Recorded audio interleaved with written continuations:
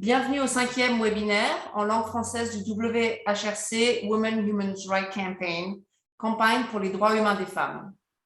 Le WHRC est l'organisation féministe radicale à l'origine de la Déclaration des droits des femmes fondée sur le sexe. Vous pouvez lire la déclaration sur notre site qui sera indiqué dans le chat. Nous vous invitons naturellement à la signer si ce n'est déjà fait. Cette déclaration a été créée pour combattre le remplacement de la notion de sexe par la notion d'identité de genre dans la loi, les politiques et la pratique sociale, remplacement qui crée de nouvelles discriminations à l'égard des femmes et des filles dans le monde. Notre organisation WHRC est mondiale. Jusqu'à présent, nous sommes représentés dans 33 pays du monde, ce qui montre que le remplacement du sexe par l'identité de genre est répandu, mais aussi que les femmes sont concernées et motivées à la combattre. Notre déclaration réaffirme les droits des femmes fondés sur le sexe tels qu'ils ont été présentés dans la CEDEF, la Convention sur l'élimination de toutes les formes de discrimination à l'égard des femmes, adoptée le 18 décembre 1979 par l'Assemblée générale de l'ONU et qui est entrée en vigueur le 3 septembre 1981. À ce jour, la CEDEF a été ratifiée par 189 États sur les 195 du monde. Notre déclaration des droits des femmes fondée sur le sexe est composée de 9 articles, parmi lesquels l'article 4 qui réaffirme le droit des femmes à la liberté d'opinion et d'expression, l'article 5 qui réaffirme le droit des femmes à la liberté de réunion et d'association, ce que nous faisons aujourd'hui, l'article 6 qui réaffirme les droits des femmes à participer à la vie politique sur la base de leur sexe et l'article 9 qui réaffirme le besoin de protection des droits de l'enfant.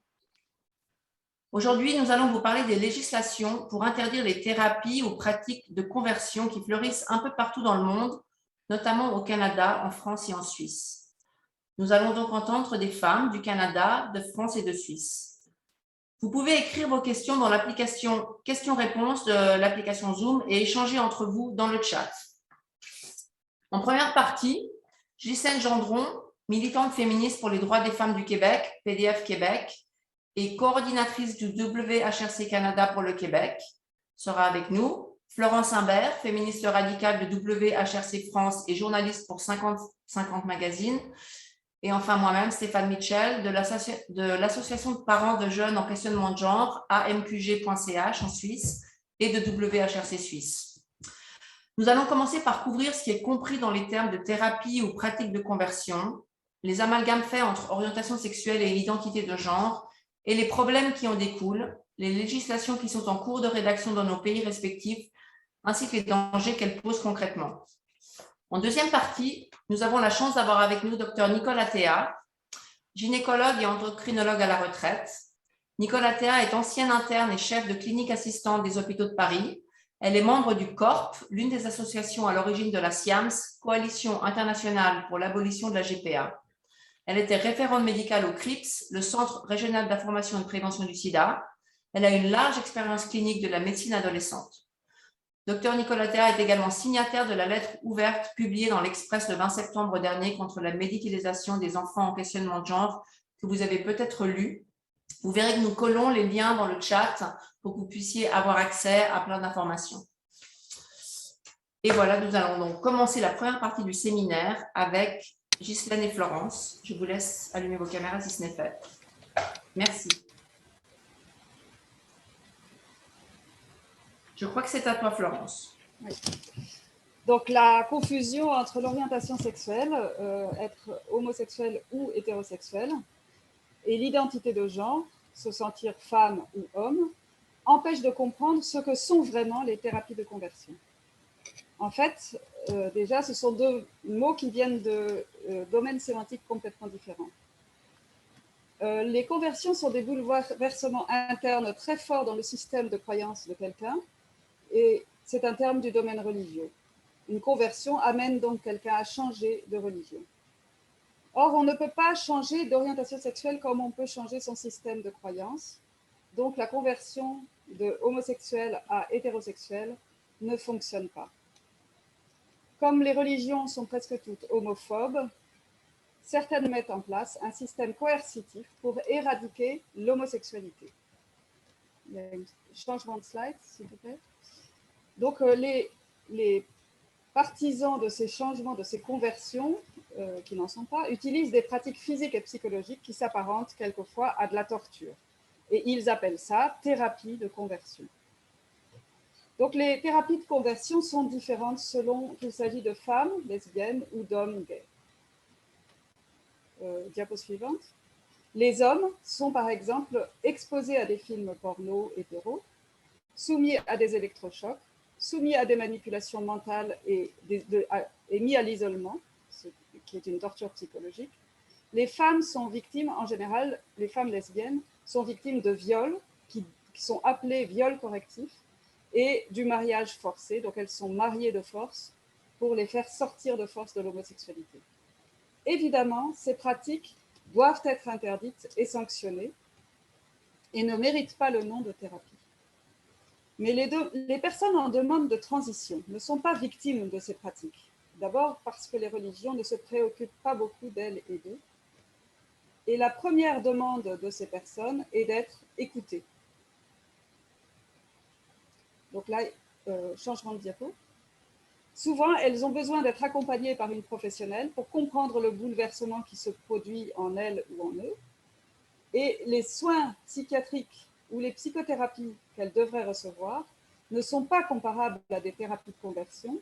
Elles n'ont pas pour but de faire devenir une personne trans non trans, mais de l'aider à se sentir mieux dans son identité. D'ailleurs, peu de personnes trans se plaignent d'avoir subi des tentatives de conversion. Mais le transactivisme, donc les personnes qui sont très actives dans la promotion d'un agenda du transgenrisme, promeut des thérapies qui sont dites affirmatives.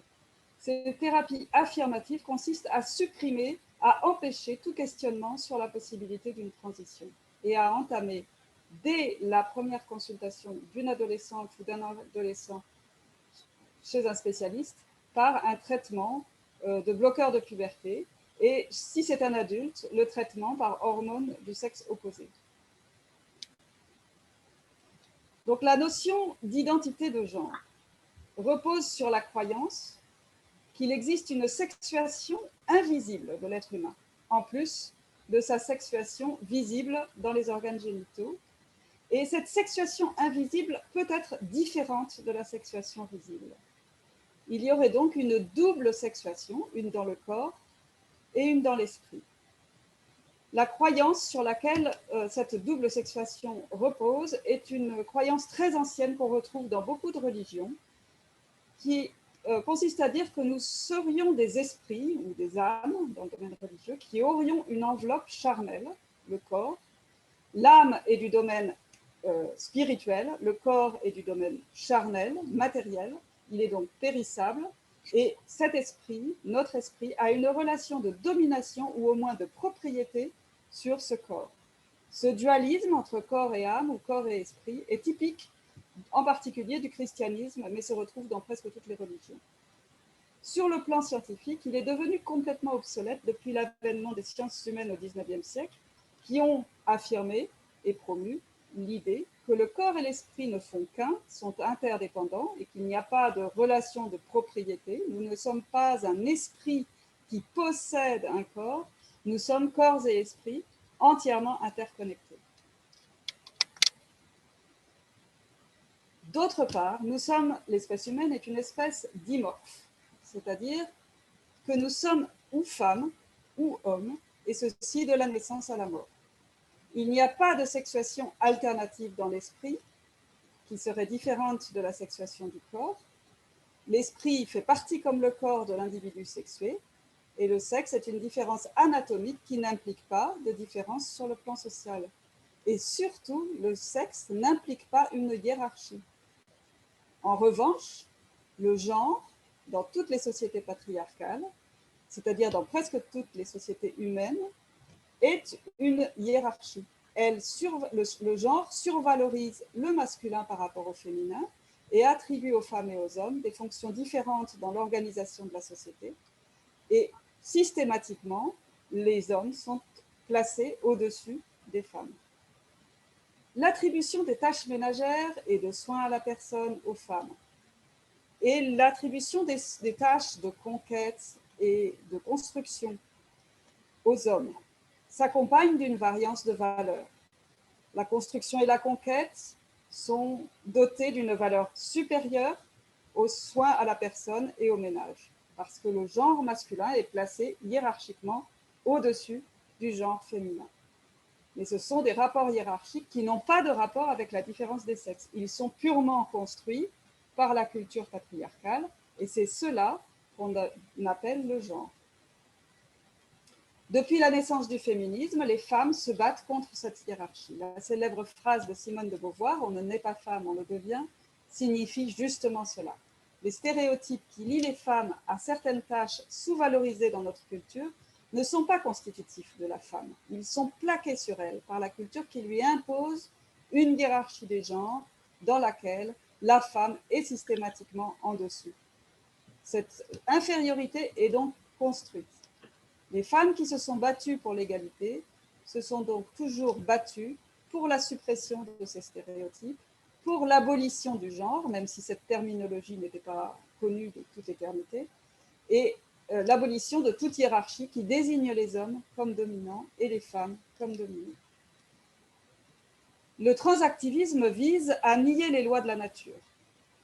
Selon certains transactivistes, on peut choisir son sexe. Et donc, le transactivisme érige à la place de la réalité biologique des stéréotypes dont la marque se trouverait dans le cerveau des personnes trans, comme des réalités immuables. Les personnes trans seraient donc nées dans le mauvais corps, c'est-à-dire que leur sexuation visible ne dirait pas la vérité sur elles et eux. Leur véritable sexuation serait dans leur esprit.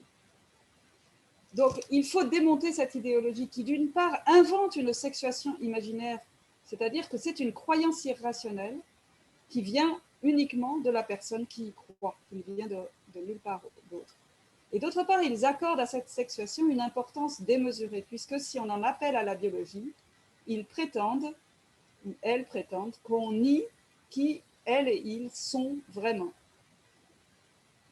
Donc, accorder à leur sexuation imaginaire une telle importance permet de dénigrer comme thérapie de conversion tout questionnement sur cette croyance irrationnelle. Dans l'énoncé des lois visant à interdire les thérapies de conversion, les trans sont désignés comme personnes cibles de ces pratiques, c'est-à-dire que le questionnement ou la remise en question de leur croyance imaginaire est assimilé à une thérapie de conversion. Or, la croyance ou la certitude d'être né dans le mauvais corps est une source, ou peut même être une conséquence, de souffrances psychiques qu'il est impératif de pouvoir soigner. C'est un trouble psychique appelé, ça peut être un trouble psychique appelé la dysphorie de genre ou un autre trouble de la personnalité. Les psychothérapeutes qui les traitent risquent de tomber sous le coup de l'interdiction des thérapies de conversion si toute interrogation du genre de la personne est considérée comme une thérapie de conversion. Alors, la dysphorie du genre, comme vient d'en parler Florence, c'est reconnu encore aujourd'hui comme un diagnostic de santé mentale dans le DSM-5. Alors, c'est une condition qui s'apparente bien plus aux autres dysphories du corps qu'à l'orientation sexuelle parce qu'elle est issue d'un sentiment de discordance avec son corps, en l'occurrence son sexe anatomique, bien sûr. Alors, si on voulait absolument la comparer à une autre condition, ça serait beaucoup plus pertinent de la comparer, par exemple, à l'anorexie. Alors, les jeunes filles qui souffrent d'anorexie perçoivent leur corps différemment de l'image qui est retournée par le miroir. Alors, l'anorexie produit aussi une souffrance psychologique. Et comme la dysphorie du genre, elle requiert parfois des soins médicaux et des traitements. L'homosexualité, non. Elle ne requiert pas de traitement ni de soins médicaux.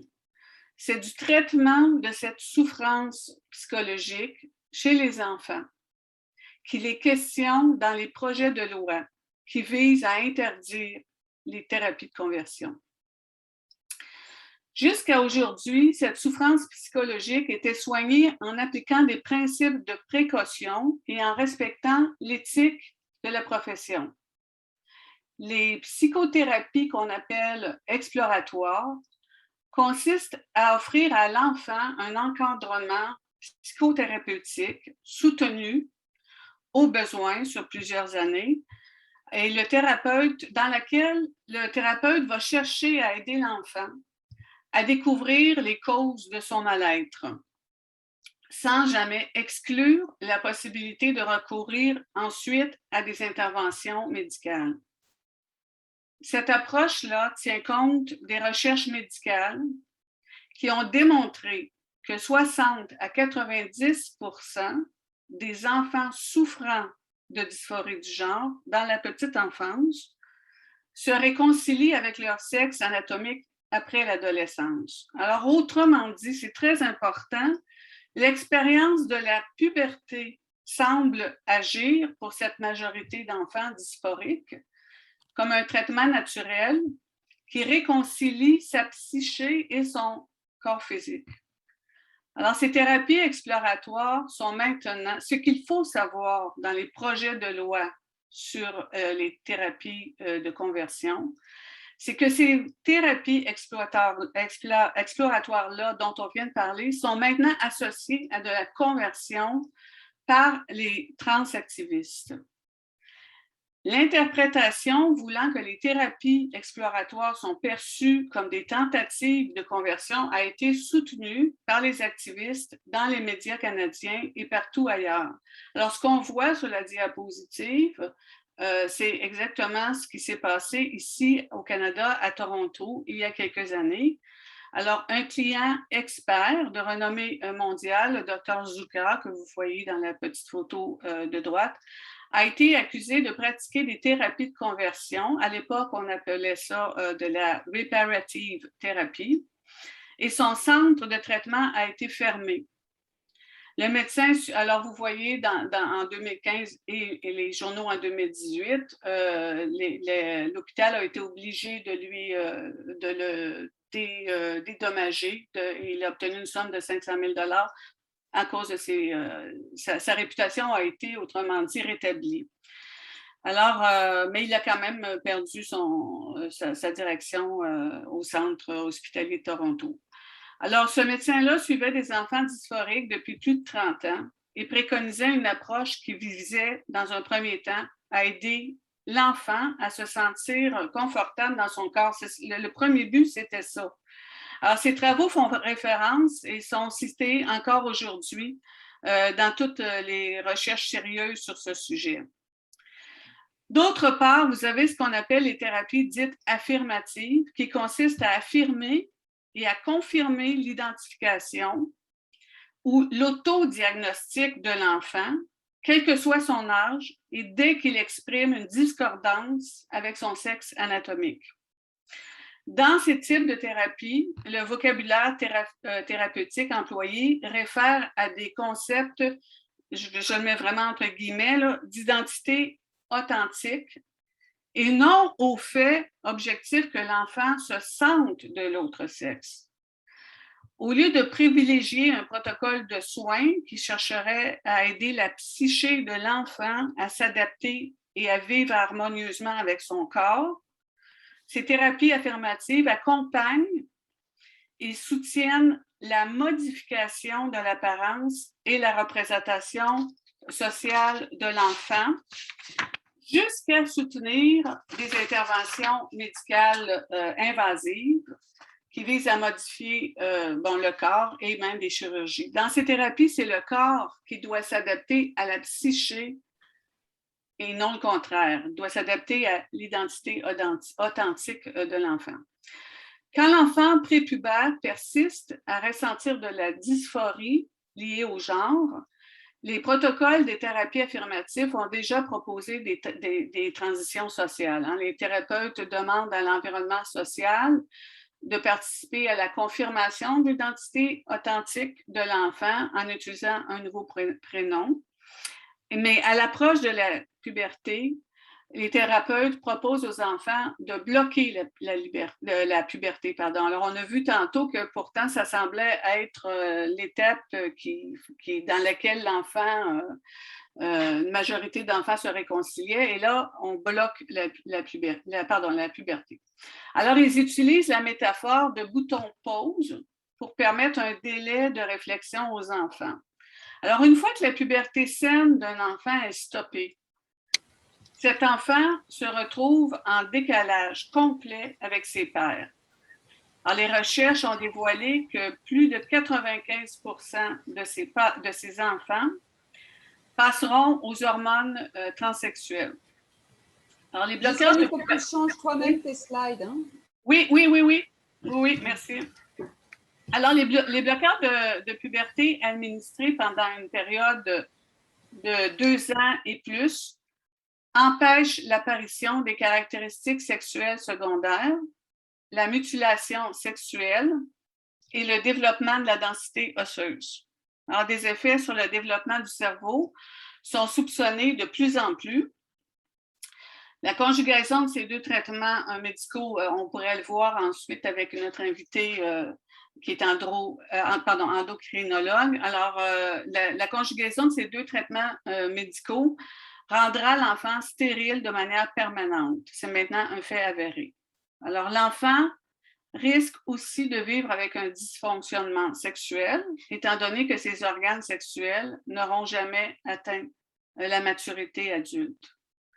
À la fin de ce processus, plusieurs aboutissent à des interventions chirurgicales, particulièrement invasives, alors ablation des seins, des testicules, du vagin, implantation mammaire.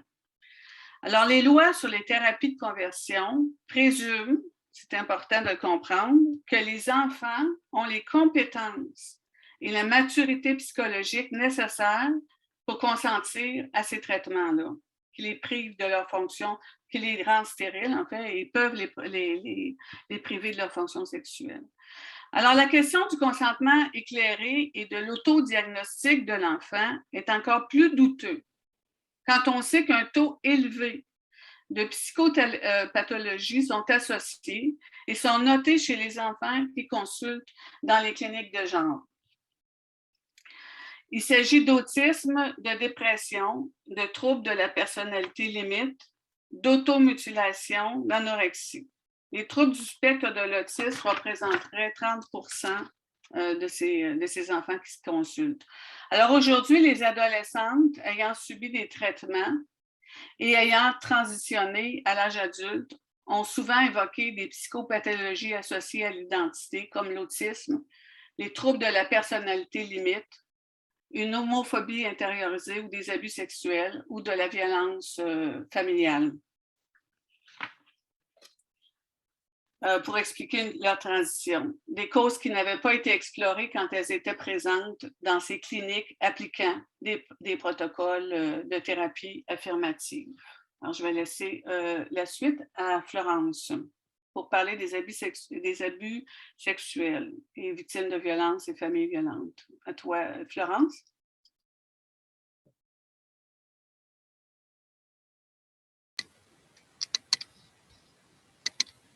Les enfants victimes de viol emportent le traumatisme pendant longtemps dans leur vie d'adulte. Et souvent, ils ont été terrorisés et forcés au silence par l'agresseur.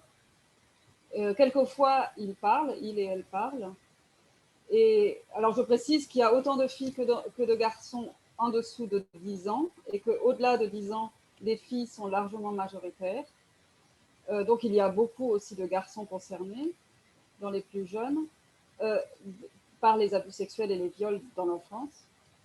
Et chacun ou chacune essaye de trouver une raison au fait qu'il ait été violé. Et c'est ça qui est terrible, c'est que les enfants ne peuvent pas parler parce qu'ils sont réduits au silence par l'agresseur, mais ils cherchent et elles cherchent une raison pour ce qui s'est passé en elles-mêmes.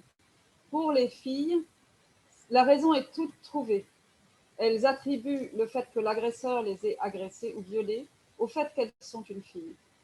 Et donc, elles peuvent chercher, en grandissant, dans la masculinité, une sorte de sécurité, de protection contre le viol, ce qui est illusoire, bien sûr, mais cette illusion peut être renforcée par les réactions inadaptées de l'entourage si elles se sont confiées. Car les adultes qui recueillent leurs confidences peuvent les soupçonner d'avoir séduit le violeur. Cette supposition est une terrible retraumatisation pour l'enfant. La petite fille peut en garder une détestation durable du fait d'être une femme et développer une dysphorie de genre. En revanche, les garçons qui sont victimes de viols pédocriminels peuvent n'ont pas du tout la même réaction, puisque pénétrabilité et féminité sont constamment associées dans notre culture, qui est hypersexualisante, hypersexualisée et centrée sur le pénis et sur la pénétration. Donc, les garçons qui sont victimes de viols pédocriminels attribuent le fait d'être violés à la féminité. Ils ont honte de ne pas avoir su se défendre comme un homme, comme l'expression qu'on entend tout le temps quand on est un petit garçon dans son enfance. Et donc, ils se voient comme efféminés, mal à l'aise dans le fait de devenir un homme. Ils se sentent inadaptés à ce corps d'adulte qu'ils vont avoir et même incapables d'assumer un corps d'homme. De plus, ils peuvent, en réaction au viol subi, refuser de devenir eux-mêmes des violeurs potentiels et donc développer une dysphorie de genre à cause de ça. Un autre facteur à considérer, j'espère que tout le monde m'entend bien parce que j'ai eu des petites notes dans le chat. Ok, j'y vais. Un autre facteur à considérer, c'est que de manière majoritaire, la non-conformité aux stéréotypes de genre dans l'enfance ou le rejet de ces stéréotypes préfigure souvent que ces enfants deviendront des adultes homosexuels ou bisexuels. De nombreuses lesbiennes adultes et des adultes gays ou bisexuels racontent avoir expérimenté de la dysphorie de genre, voire de vivre encore avec elle à l'âge adulte. Les données de la clinique du genre Tavistock en Angleterre indiquent qu'une majorité de jeunes patients qui consultent pour dysphorie de genre ou pour transidentité s'identifiaient comme étant gays, lesbiennes ou bisexuelles. Et on sait aussi que chez les désisteuses, les détransitionneuses, le taux de femmes lesbiennes et bisexuelles est très élevé. D'ailleurs, les études du Dr Zucker, dont parlait Ghislaine avant, avec des jeunes garçons dysphoriques qui n'ont pas été médicalisés, donc qui ont été traités par le Dr Zucker avec l'attente vigilante, indiquent également qu'à l'âge adulte, les 2/3 s'identifient comme gays ou bi. Ce que ça veut dire, c'est qu'une grande partie des jeunes, mais aussi des adultes qui consultent pour des questionnements de genre, sont homosexuels ou bisexuels. Il y a donc quelque chose de foncièrement homophobe, lesbophobe et biphobe de la part du corps médical de dire « vous n'êtes pas né dans le bon corps, vous êtes en fait un hétéro dans le mauvais corps ». C'est homophobe de donner un traitement à de jeunes homosexuels ou bisexuels pour devenir en quelque sorte des hétéros en changeant de corps. D'ailleurs, dans le scandale de la clinique anglaise que vous voyez à l'écran, le Tavistock, des lanceurs d'alerte disaient, des lanceurs d'alerte gays disaient qu'il y avait une blague caustique qui circulait, c'est qu'il y aura bientôt plus de gays et de lesbiennes en Angleterre. Ils utilisaient en Amérique, dans les véritables pratiques de conversion religieuse des personnes homosexuelles, on parlait de pray the gay away, ça veut dire prier pour que l'homosexualité s'en aille. Et les médecins anglais parlaient de trans the gay away. On va transitionner pour que l'homosexualité s'en aille. Maintenant, on va vous parler des lois. Alors, moi, je veux vous parler des lois canadiennes qui ont cherché et qui cherchent toujours à faire bannir les thérapies de conversion. Ici, vous voyez à l'écran, ce que vous voyez à l'écran, là, j'ai fait une récapitulation des tentatives de loi pour bannir les fameuses thérapies de conversion qui sont associées à l'orientation sexuelle, mais on sait qu'elles visent l'identité de genre et de ce qu'on vient de vous parler. Alors, les règlements bannissant les thérapies de conversion ont été entérinés dans plusieurs provinces canadiennes. Alors, ça, c'est déjà fait. Des infractions à ces lois sont associées à des amendes et ou à l'interdiction de droits de pratique de professionnels.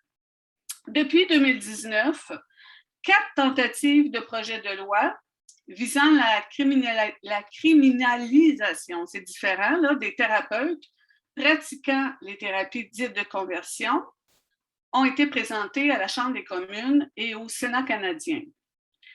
Le dernier projet de loi a presque atteint la phase finale du processus législatif en juin dernier, mais le processus a été interrompu par le déclenchement des élections fédérales.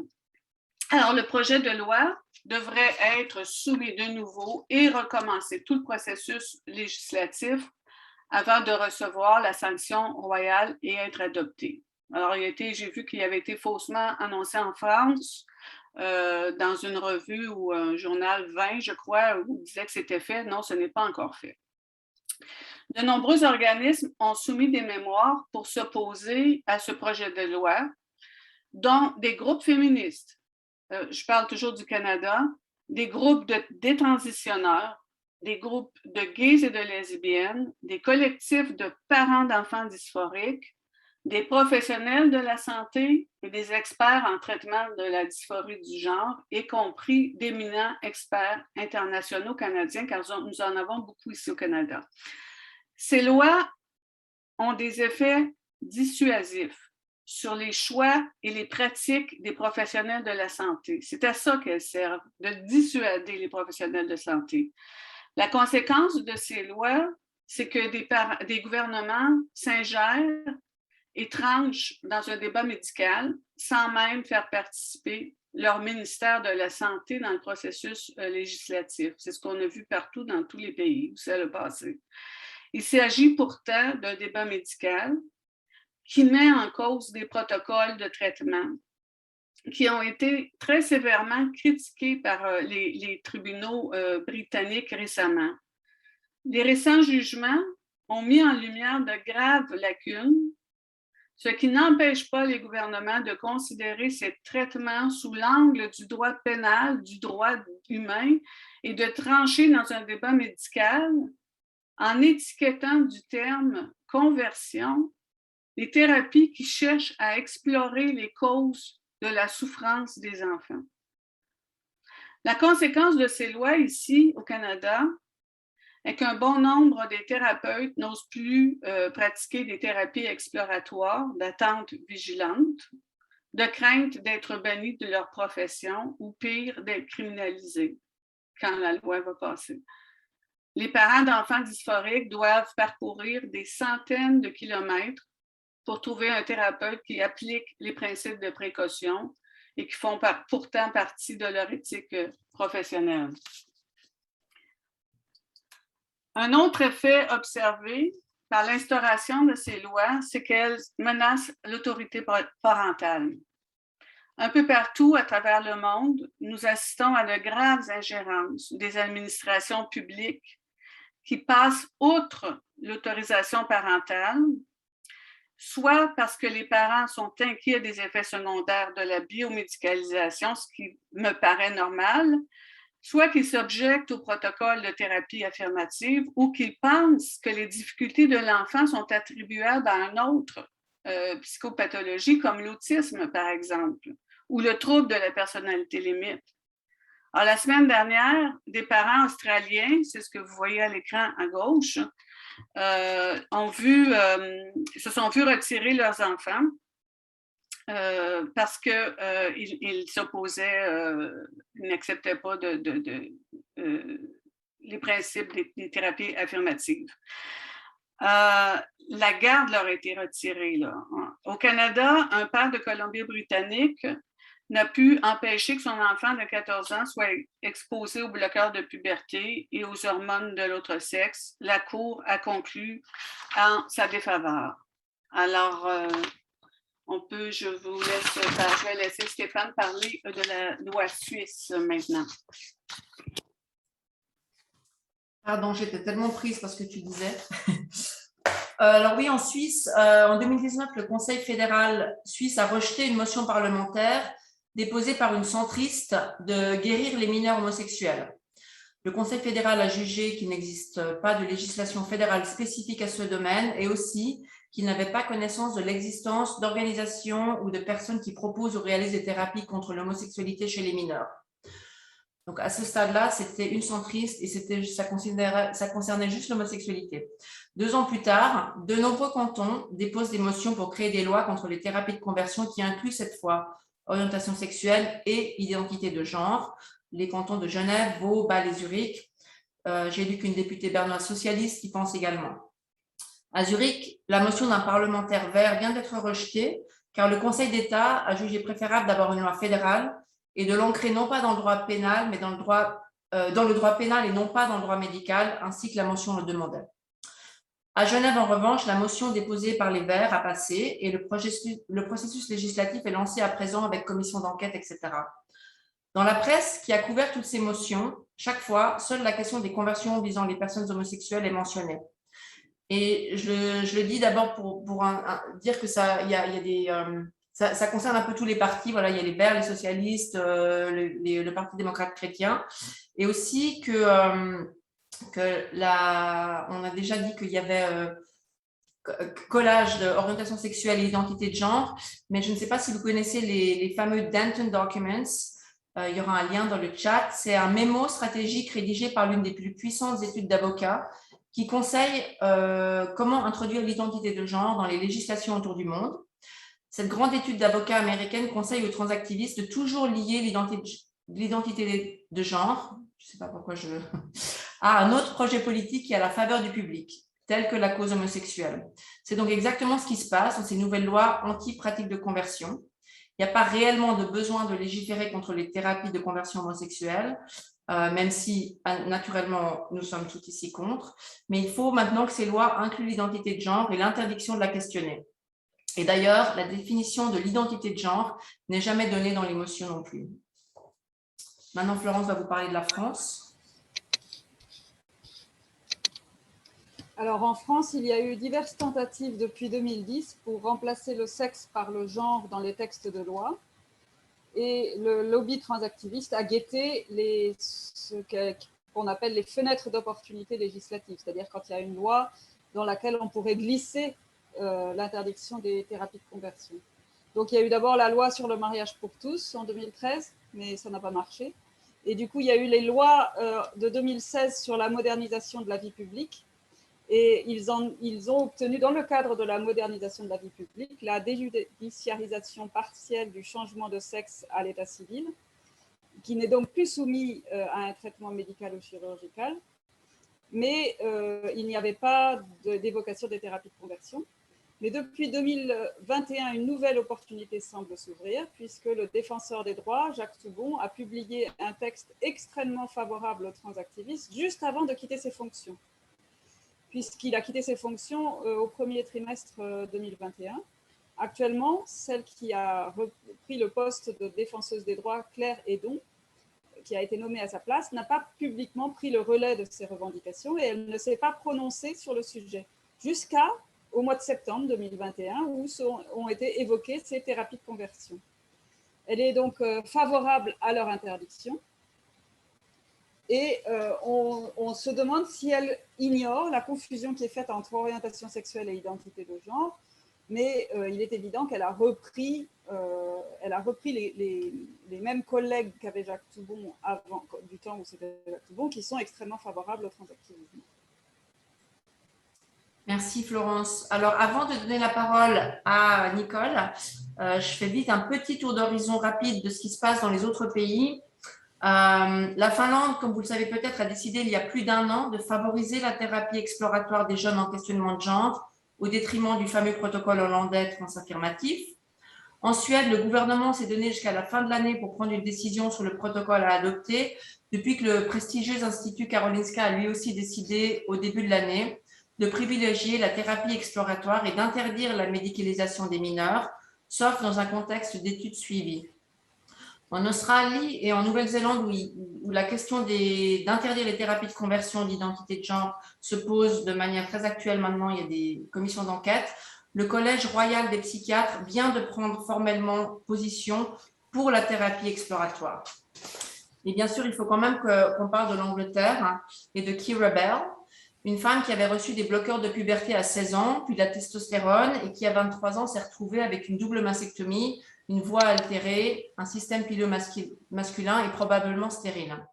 Cette jeune femme a intenté un procès à la clinique de genre anglaise, le Tavistock, qui l'avait médicalisée. ardent qu'elle ne pouvait pas consentir à ces conséquences et qu'elle était juste une jeune fille perdue qui avait besoin de thérapie. Le jugement de la Haute Cour en décembre 2020 a fait le tour du monde. Les 3 juges ont épluché des milliers de documents et sont arrivés à la conclusion que les traitements administrés aux mineurs sont expérimentaux, sans effet positif majeur et que les mineurs sont incapables de consentir aux conséquences des traitements hormonaux, notamment des bloqueurs de puberté. Ces juges ont alors interdit la médicalisation aux moins de 16 ans et exigé que les 17 à 18 obtiennent le hockey d'un tribunal. Ce jugement vient d'être annulé en appel il y a un mois, mais uniquement car la Cour d'appel a jugé que ces décisions n'appartiennent pas à un tribunal, mais au corps médical. Elle ne remet donc pas en compte les conclusions de la Haute Cour sur le côté expérimental des traitements. D'ailleurs, Sonia Appleby, une spécialiste de la protection de l'enfance à la clinique Tavistock, vient elle aussi de gagner son procès contre son ancien employeur. Sonia Appleby avait lancé l'alerte sur les dysfonctionnements de la clinique Tavistock, très inquiète que les enfants soient médicalisés beaucoup trop vite. Elle n'avait pas été écoutée, avait été vilipendée par son employeur et mise à l'écart. Enfin, le National Health Service anglais, le NHS, suite aux grandes controverses qui se sont déroulées au Tavistock et au procès de Keira Bell, a lancé l'an passé un grand rapport indépendant des cliniques de genre des enfants et des adolescents. C'est la doctoresse Hilary Cass qui est chargée du rapport et qui devrait livrer ses conclusions bientôt. Et enfin, concernant les thérapies de conversion en Angleterre, l'Angleterre y réfléchit aussi. Et du coup, James Esses, qui est un étudiant en pédopsychiatrie, a lancé une pétition afin que le gouvernement réponde à la question de potentielles interdictions de pratiquer des thérapies exploratoires avec les mineurs en questionnement de genre. Grâce à la pétition qui a atteint plus de 10 000 signataires, il a reçu la réponse officielle suivante. Le gouvernement va interdire les thérapies de conversion, mais conserver des moyens de protéger les jeunes d'interventions inappropriées et laisser l'indépendance aux cliniciens qui soutiennent ceux qui font l'expérience de la dysphorie de genre. Donc, ce n'est pas formidable, mais c'est une porte ouverte pour protéger les enfants anglais. Voilà, on a terminé notre petite présentation d'introduction et maintenant, je vais laisser Florence passer la parole à Nicolas Théa. Merci beaucoup. Alors, bonjour Nicole, merci beaucoup d'avoir accepté notre invitation à ce webinaire. Nous sommes très contentes de pouvoir recevoir une médecin spécialiste de la question des hormones, puisque ta spécialité, c'est donc l'endocrinologie. Et je vais d'ailleurs te demander, pour commencer, de te présenter. Oui, merci de m'avoir invitée. Donc, moi, je suis gynécologue endocrinologue. J'ai été effectivement interne et chef de clinique assistante des hôpitaux de Paris.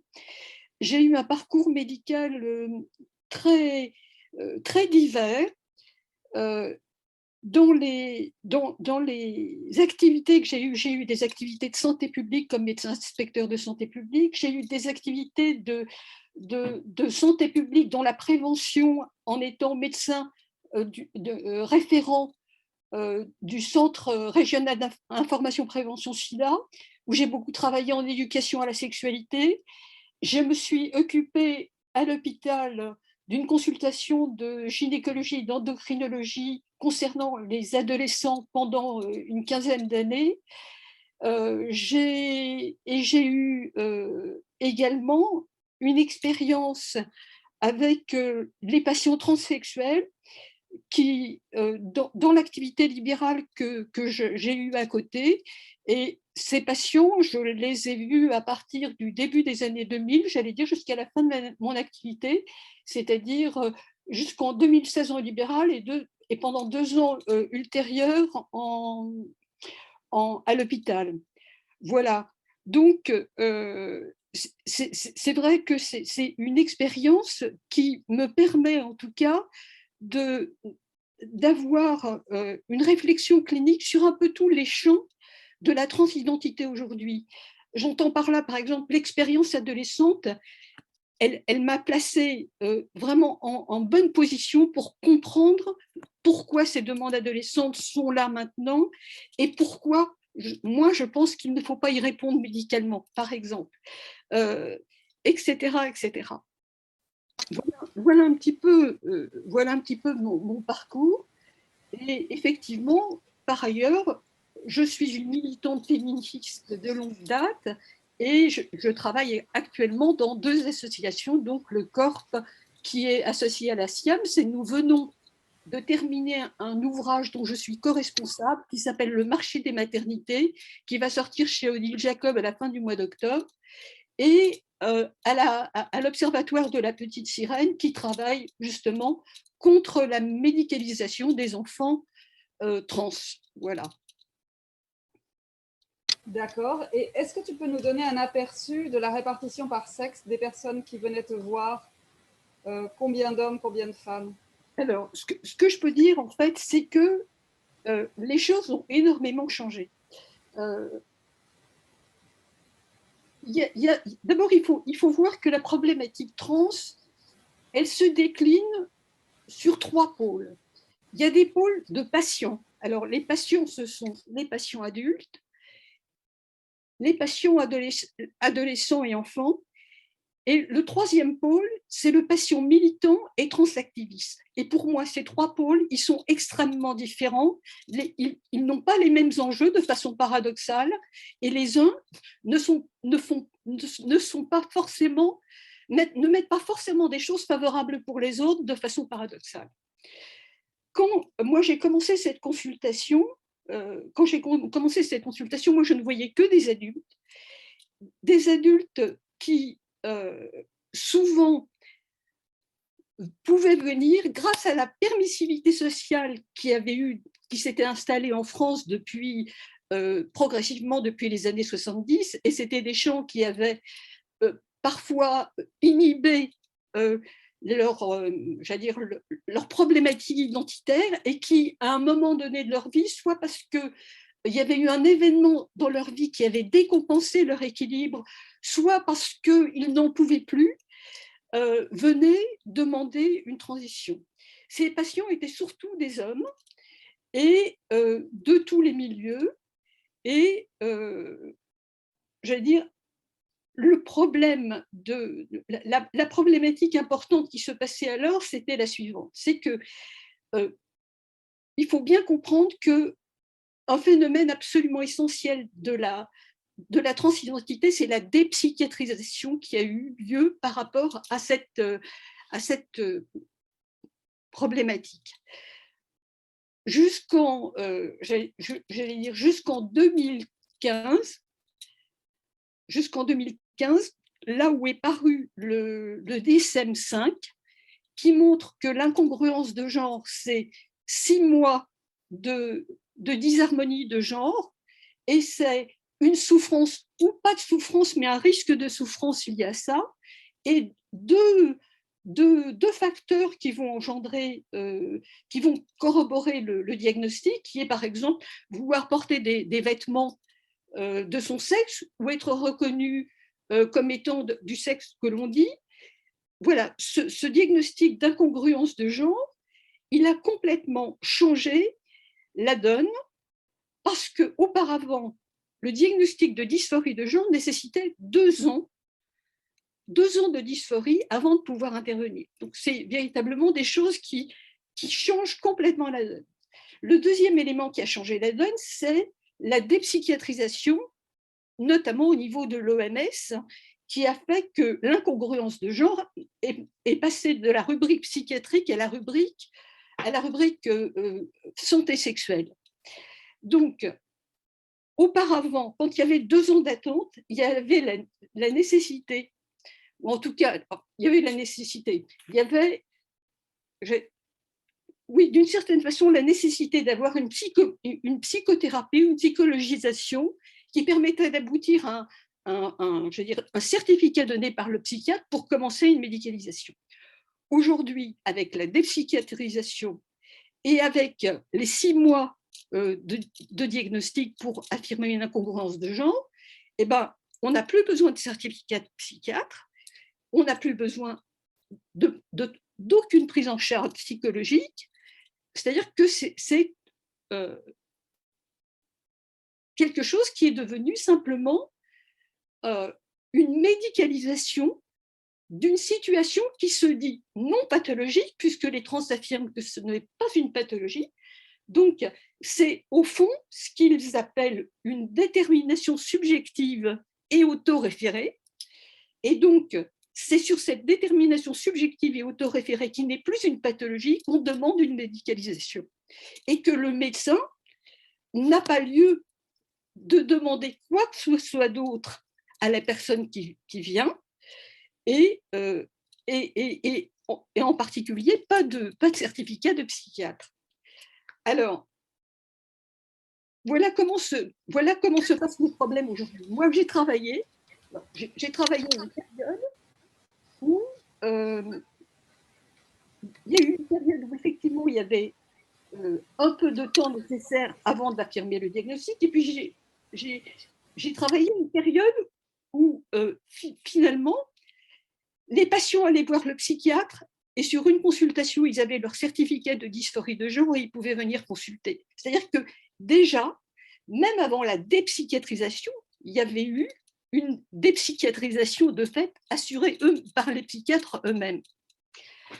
Alors, ça fait peser sur les endocrinologues une responsabilité importante parce que le nombre de patients qui présentent une psychopathologie est important, les dépressions sont importantes, les problématiques borderline sont importantes, les troubles du comportement alimentaire sont extrêmement fréquents. Donc, il y a véritablement beaucoup de situations de psychopathologie associées, des autismes également, qui rendent la tâche complexe pour médicaliser des situations de ce type. Ça c'est la première chose. Et la deuxième chose, c'est que la mise en place du traitement ne résout pas aussi simplement le malaise ou la souffrance psychique que les patients ont tendance à le penser. Et que pour certains, le fait que ça aille pas vite ou que ça change rien, eh bien, ça peut les conduire à des tentatives de suicide. Et moi, j'en ai observé plusieurs après la mise en place du traitement, parce que justement, les patients étaient complètement déçus alors qu'ils attendaient des transformations très importantes. Donc, voilà un petit peu quelle a été la situation des patients que j'ai vus. Et avec le temps, une chose a changé, c'est que l'arrivée des jeunes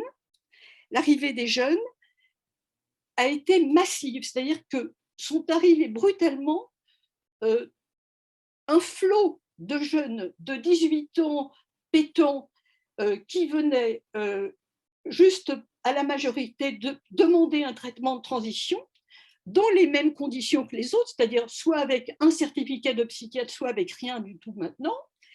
Et ces jeunes-là, ils sont exactement dans la même situation que les adolescents qui sont mineurs. Ce sont des jeunes qui ont des psychopathologies très, très fréquentes. C'est des jeunes qui habitent chez leurs parents, qui ne sont pas autonomes et dont la souffrance psychique est souvent très grande.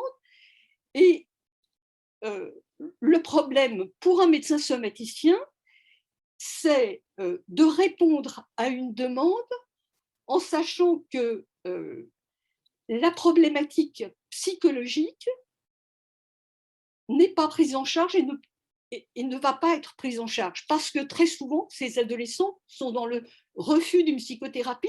Et je veux dire que là, il y a dans l'idéologie trans a joué un rôle majeur parce que quand vous allez dans la littérature transactiviste, les psys, c'est le diable.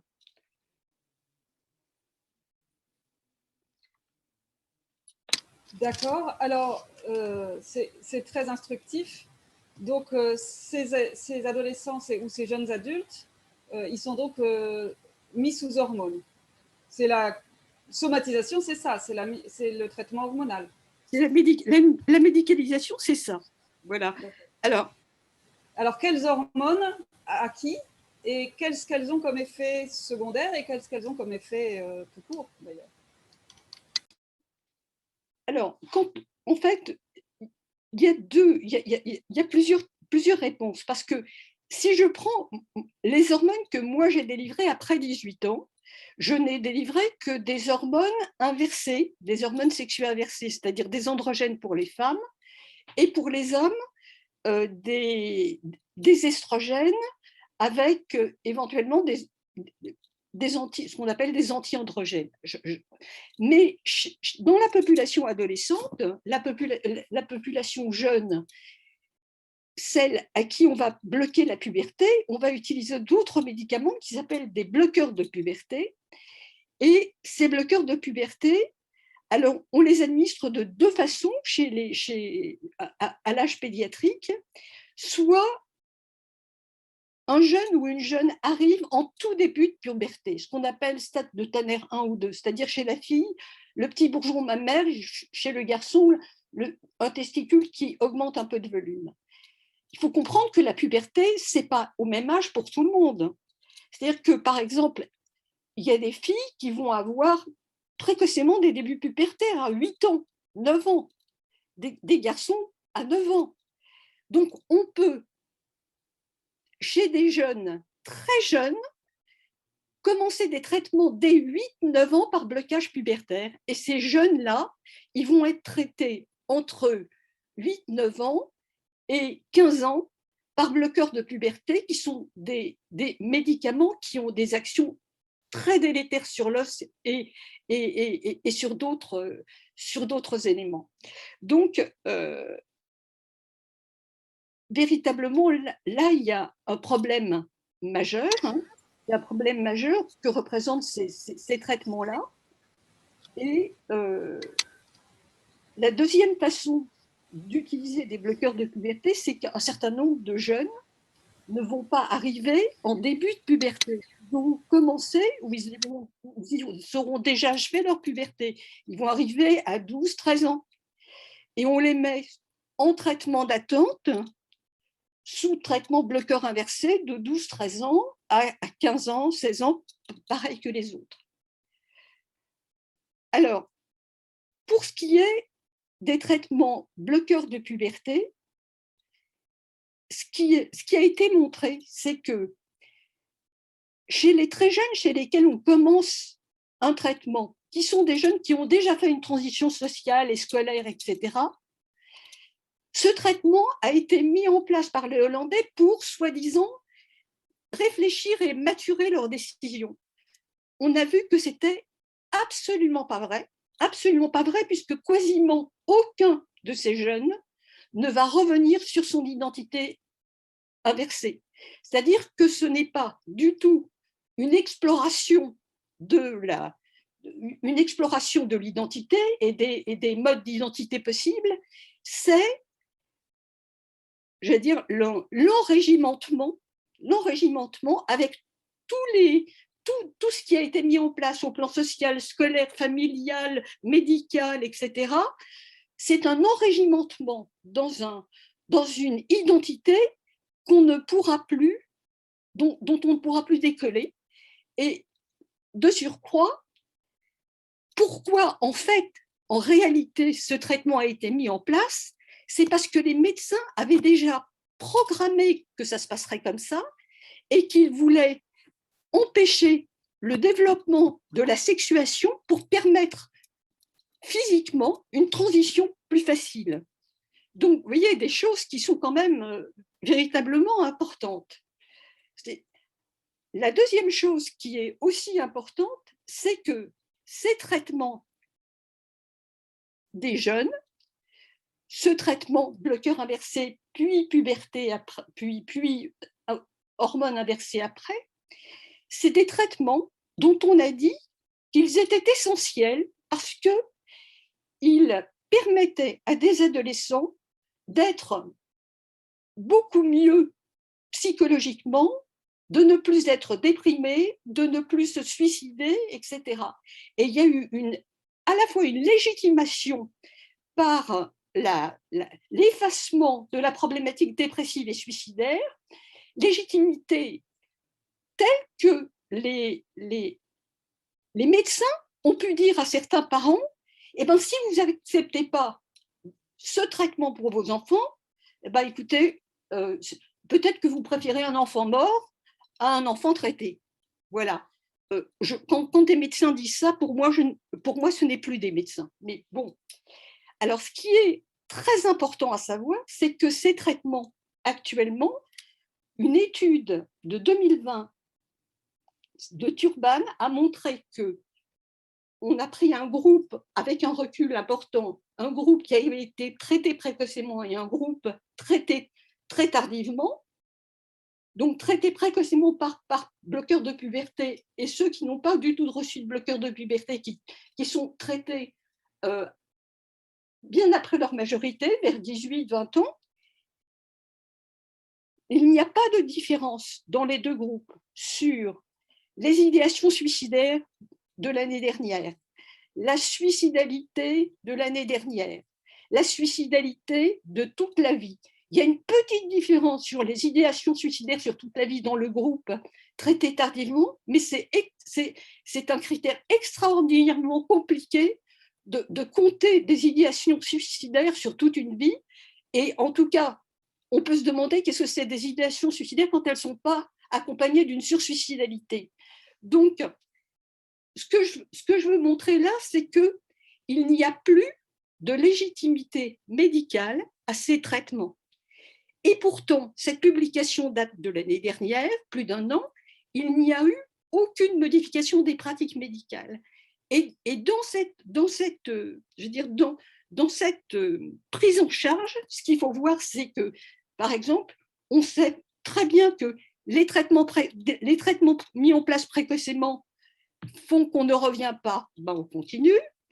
Les adolescents, c'est la moitié qui présente une psychopathologie ou une vulnérabilité psychique importante. Et Zucker dit, à juste titre, que il y a une surestimation de la dysphorie de genre et une sous-estimation de la psychopathologie, et ce sont des choses que j'ai vues. Donc, vous voyez, tout se passe comme si finalement, on a beau avoir des informations qui devraient permettre de changer les pratiques, tout se passe comme si, quand des croyances sont installées, on ne revient pas dessus, on continue comme si de rien n'était, ce qui est quand même pour moi, médecin, absolument incroyable. Donc ça, c'est pour les adolescents. Pour les bloqueurs de puberté, je ne vais pas détailler les effets négatifs. Ghislaine en a parlé, des effets neurologiques, des effets osseux, des effets possibles sur la stérilité, du fait de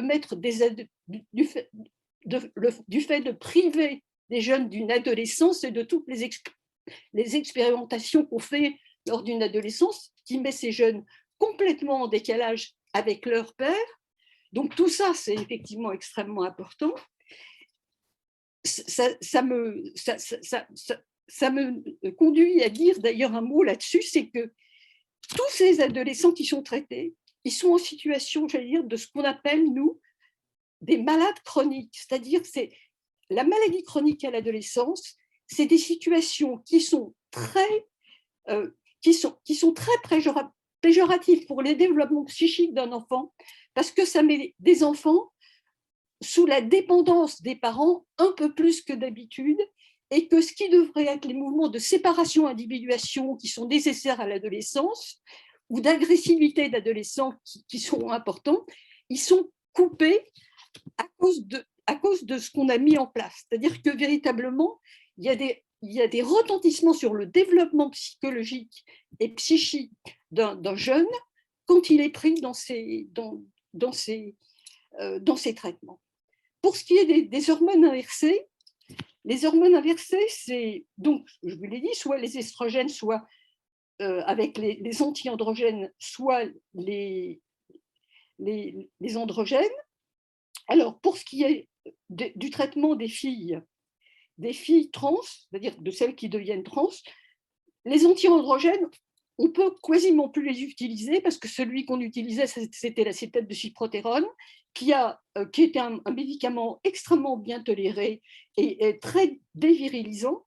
Le problème, c'est qu'on s'est aperçu en 2018 qu'il provoquait des ménangiomes, qui sont des tumeurs cérébrales, avec une grande fréquence, et donc l'utilisation de ces traitements est quasiment arrêtée, tant par les médecins que que par les jeunes qui ont tous entendu parler de ça, parce que les ados, comme les adultes, sont très, très bien, très branchés médicaments, ils savent très bien généralement beaucoup de choses. Alors, ils ont des estrogènes. Les estrogènes, je peux dire que c'est peu efficace. La visibilité la plus grande des estrogènes, c'est de faire pousser un peu les seins, mais le bourgeon mammaire est très peu réceptif aux estrogènes chez les hommes, et il y en a une majorité qui, même au bout de 2-3 ans, ne vont pas développer une poitrine suffisante, et 75% se font placer des prothèses. Bon. Et en dehors de ce développement de la poitrine, il y a très peu de choses qui sont observées objectivement, j'allais dire, avec les traitements, mais en revanche, il y a énormément, j'allais dire, de perception subjective, c'est-à-dire que par exemple, on me dit « Ah, ma Mathéa, regardez, j'ai la peau plus douce, et puis j'ai la larme à l'œil tout le temps, et puis maintenant, je suis en dépendance affective des hommes. » C'est-à-dire que tout se passe comme si, quand on a une hormone de ce type, on développe les stéréotypes du genre qu'on a, comme si on avait introjecté le genre avec l'hormone. Voilà. Pour les androgènes, c'est très différent parce que les androgènes, eux, ils ont un effet virilisant très rapide avec effectivement la mue de la voix, avec la pilosité, avec le développement musculaire, avec le clitoris qui pousse, etc. Donc des signes très rapides, et ça, c'est un vrai problème parce que ces développements-là, ils sont irréversibles. Voilà.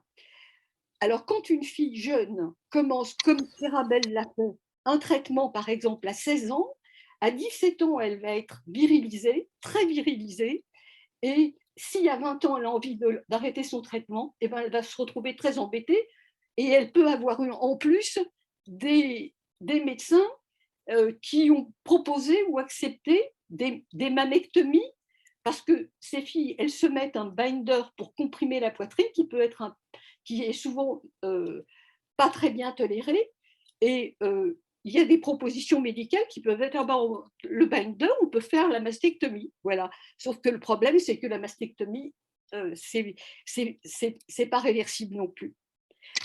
Voilà. Donc ces traitements, ils se déclinent comme ça, et c'est ça aussi qui est important, c'est que quand on donne des hormones sexuelles inversées, on n'est pas dans les conditions de ce qu'on appelle, nous, l'AMM, c'est-à-dire l'autorisation de mise sur le marché.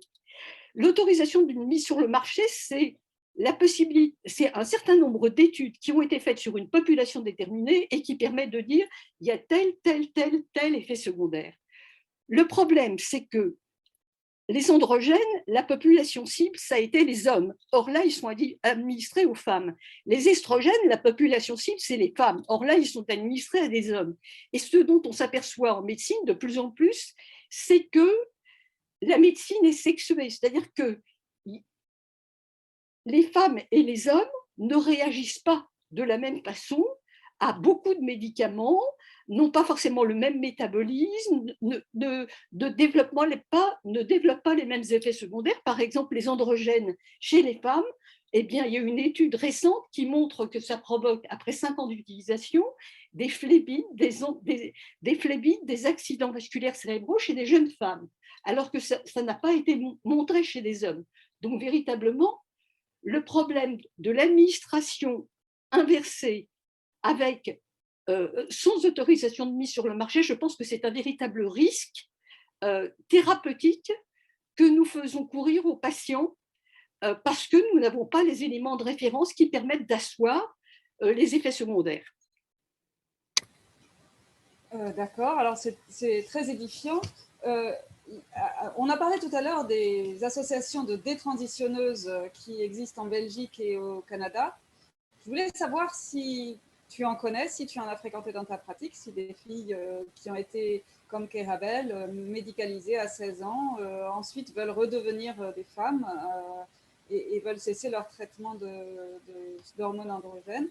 ou le contraire? Est-ce qu'il y en a en France aussi et qui ne sont juste pas organisés en association, ou est-ce que c'est vraiment rarissime comme le prétend le lobby transactiviste? Alors, moi, d'une part, je ne pense pas que ce soit si rarissime.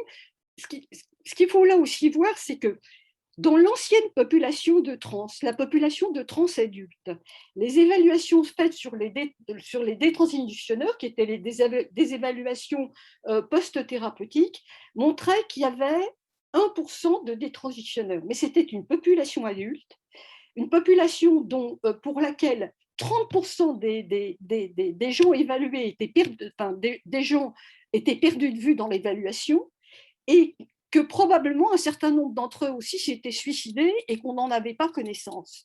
Donc ce 1% dont on a toujours parlé est un 1% qu'il faut déjà prendre avec beaucoup de précaution, alors qu'il est affiché partout par les transactivistes en disant que ça n'existe pas.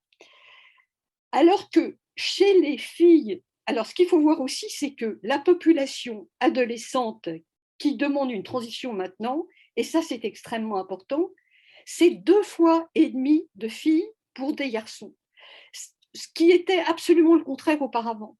C'est-à-dire qu'on est sur une nouvelle population demandeuse que moi j'appelle des filles qui font un féminicide social. Qu'est-ce que ça veut dire un féminicide social? Ça veut dire des femmes qui veulent détruire la féminité en elles. Et ce qu'on observe chez les adolescentes, c'est que tous les comportements à risque des adolescentes sont 2 fois plus importants que les garçons. Par exemple, les automutilations sont beaucoup plus fréquentes, les dépressions, c'est 2 fois plus, les tentatives de suicide, c'est 2 fois plus, ça va de 20 à 30% de filles qui font des tentatives de suicide à 15 ans. Les troubles du comportement alimentaire, elles représentent plus de 90% de la population. Donc, il y a bien une problématique de l'intolérance, j'allais dire, de la métamorphose pubertaire chez les filles, qui est vraiment très compliquée, qui est à l'origine de cette problématique et qui, à mon sens, demande absolument à ce que des travaux soient faits là-dessus, parce que véritablement, le nombre de filles concernées est énorme et qu'il va falloir essayer de trouver des solutions pour soutenir, aider ces filles et faire qu'elles ne soient pas dans cette détresse, qu'on puisse les aider avant qu'elles fassent des actes comme des tentatives de suicide ou s'orientent vers une transition.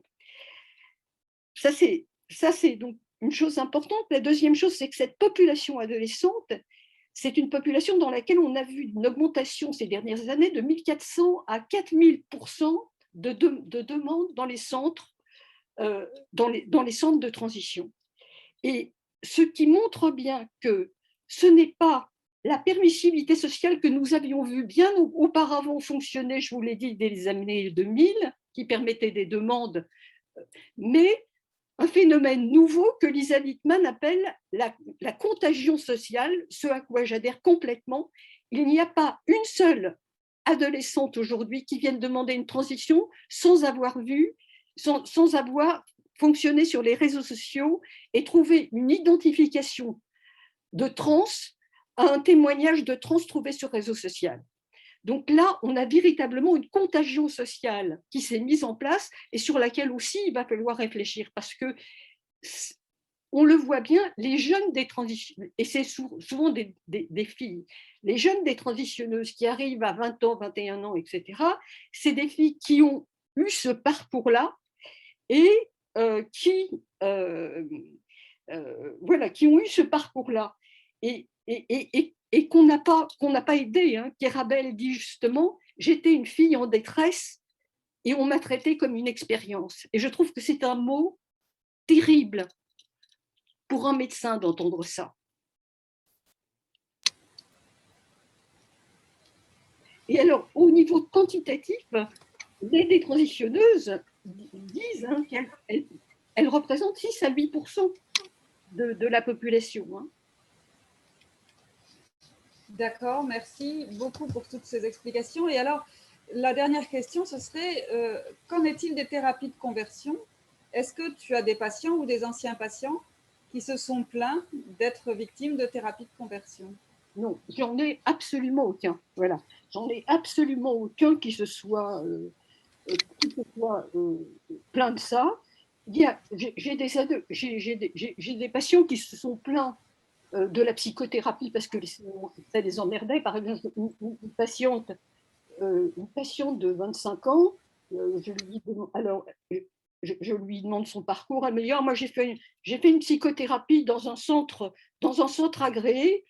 Alors je dis, alors comment ça s'est passé ta psychothérapie? On m'a dit, je voyais un psychothérapeute tous les 3 mois, puis de toute façon il changeait à chaque fois, il se rappelait jamais ce que j'étais, et puis de toute façon moi ça m'intéressait pas. Et puis voilà, à 1 an j'ai eu mon certificat, c'est un certificat valide de centre agréé, je suis allée me faire opérer. Voilà. Vous voyez, ça c'est des choses que j'ai entendues. Ça c'est des choses que j'ai entendues. C'est-à-dire une inadéquation complète entre ce qui est proposé à des adolescents et ce qui peut leur servir. Alors, il faut dire qu'ils en ont aussi une responsabilité parce qu'ils sont dans une telle, je veux dire, psychophobie que ils sont très réticents à y aller. Ces adolescents-là, comme beaucoup d'adolescents, ils ne sont pas. Si on parle par le corps, comme la transition, c'est parce que le reste n'est pas dissible. La souffrance n'est pas dissible autrement que par le corps. Ce qui veut dire pour moi qu'il faut imaginer d'autres modes de prise en charge de la souffrance qui passeraient par l'art-thérapie, le jeu de rôle, les théâtres de l'opprimé, les danses-thérapies, etc. Des choses où l'aide passerait par le corps. Voilà.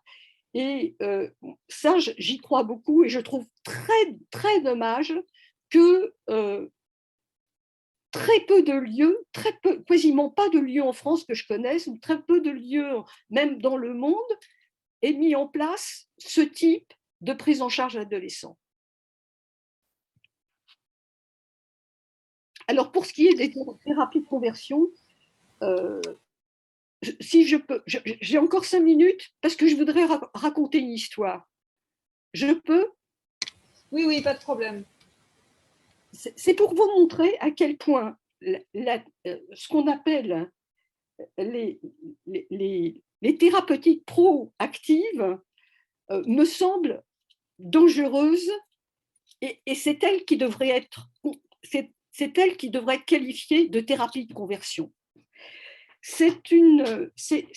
L'histoire, c'est une petite fille, 6 ans, que tu as un peu mon garçon manqué, qui vit dans une famille qui est en train de se déchirer avec une séparation parentale qui se passe de façon catastrophique et une mère qui exige d'avoir la garde exclusive des enfants. Cette petite fille, à l'école, elle va demander elle est en maternelle, elle demande à ses copains de l'appeler Joe. Et la maîtresse convoque la mère pour lui expliquer ça. Il y a une consultation avec, je pense que c'est une assistante sociale ou une psychologue scolaire qui dit à la mère sur une consultation dans un climat comme ça, je pense que ce n'est pas une phase et que ce n'est pas un caprice son problème. Donc la mère se met à appeler cette petite fille Jo et se met à l'habiller en garçon, etc. Mais quand cette petite fille va chez son papa, son père est complètement ébahi de voir ce qui se passe, de voir qu'on l'appelle Jo, qu'on l'habille en garçon. Il va lui acheter des vêtements de fille, ce à quoi elle est tout à fait d'accord. Et donc, passer d'un parent à l'autre dans ces conditions est extrêmement difficile. Et cette petite fille, au bout de 3 semaines où il y a un aller-retour de papa chez maman, dit à sa maman: « Oh maman, j'ai rêvé d'une sorcière qui me donnait une pomme empoisonnée comme Blanche-Neige. » Et le lendemain, la maman fait un signalement pour mauvais traitement du mari qui ne reconnaîtrait pas l'identité de l'enfant. Personne ne sait exactement, peut-être que le mari, il peut penser que ce n'est pas le moment, peut-être, bon, mais en tout cas, voilà comment ça se présente.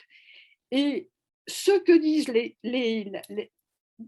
les gens qui sont les soignants pro-trans, proactifs, la première chose à faire dans cette histoire, c'est de prendre ce petit garçon dans son identité authentique et la légitimer, voilà, et ensuite de s'occuper du conflit familial. Alors, on sait par exemple très bien, De Segli l'a montré, que les familles dysfonctionnelles jouent un rôle très important pour la mise en place des problématiques transidentitaires chez les enfants, de même qu'on sait que chez les parents de ces enfants-là, on retrouve dans 38% des cas des problèmes psychiatriques ou des 38% des cas des problèmes somatiques graves.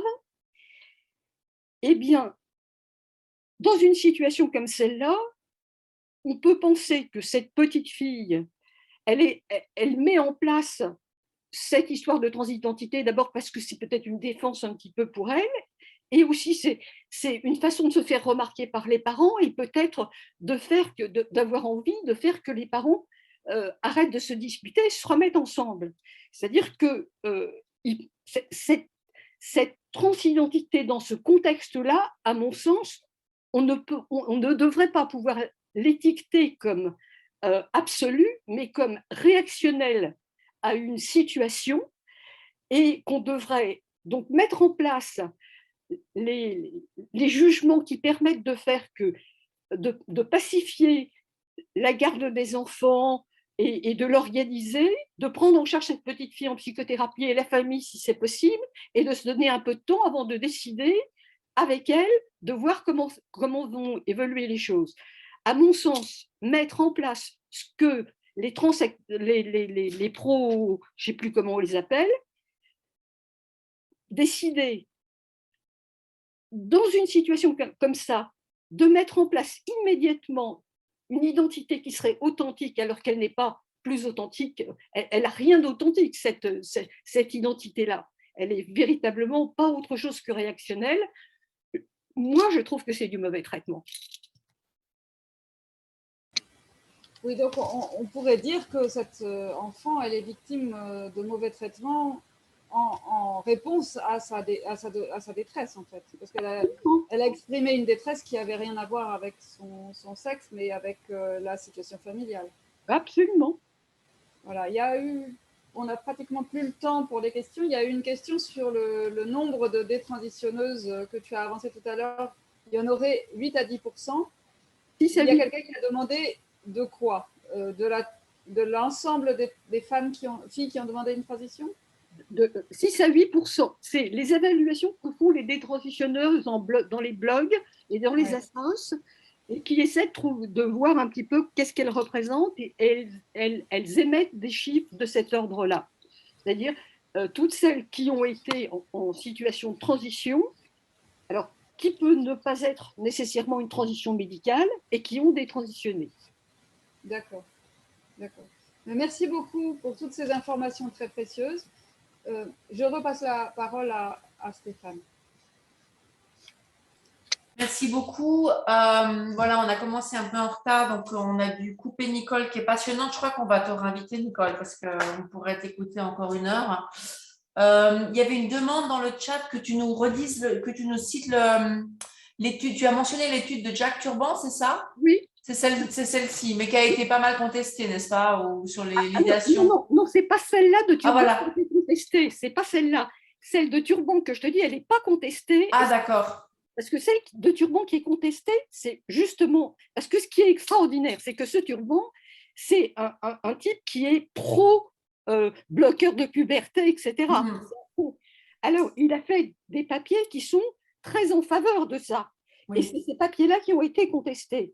D'Angelo a fait une réponse à Turban, justement, sur le fait que ce qu'il proposait comme thérapie était… ça ne tenait pas la route. Il y avait des problèmes méthodologiques de ce qu'il proposait qui étaient importants. D'accord, ok.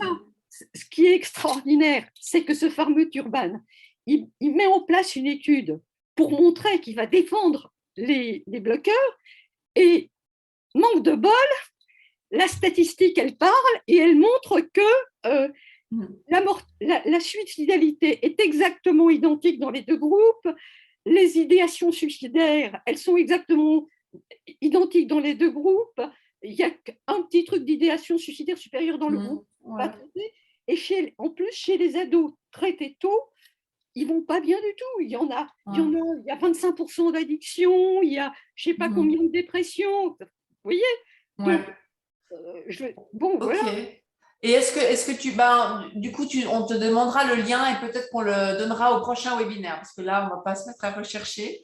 Mais merci 1000 fois pour ton temps. C'est vraiment très précieux d'avoir une médecin qui puisse s'exprimer sur ces questions parce que c'est très important. Merci d'avoir accepté l'invitation. On est donc arrivé à la fin du webinaire. Merci à tout le monde. Merci Ghislaine et Florence pour vos présentations. Mesdames qui nous écoutez, si vous désirez agir, vous pouvez rejoindre les sections de WHRC nationale. Florence et Ghislaine, vous pouvez remettre vos vidéos, comme ça on vous voit pour se dire au revoir.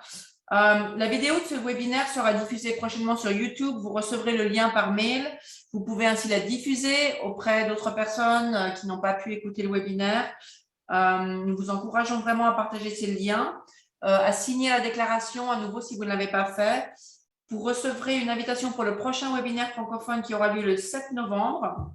Nos webinaires ont lieu tous les premiers dimanches du mois à la même heure, 18h, heure de Paris, midi, heure de Québec. Il y a beaucoup de liens dans le chat, donc copiez-les vite avant que le webinaire ne s'arrête. Et voilà, je vous ai déjà dit de signer la déclaration, donc je ne le redis pas. Merci pour votre écoute, merci pour votre soutien et à dans un mois. Merci, au revoir. Merci, au revoir tout le monde dans un mois. Merci Nicole et Stéphane et Florence. Merci, au revoir. Nicole. Au revoir. Au revoir.